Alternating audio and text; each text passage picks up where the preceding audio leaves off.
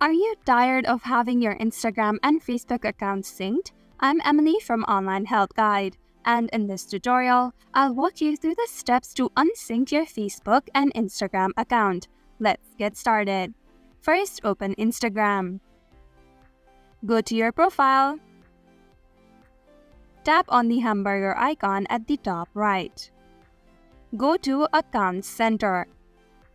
Tap on Profiles. Then tap on your profile picture. Here it will show you the synced accounts. Tap on each and make sure you have the sync profile info turned off. Now I'll do the same for my Instagram account. And that's it. Thank you for watching Online Help Guide. Hope this video was helpful. If it was, then hit the like button and comment down if you have any questions or feedback. Also, if you're new to our channel, subscribe and hit the bell icon so that you don't miss our upcoming videos.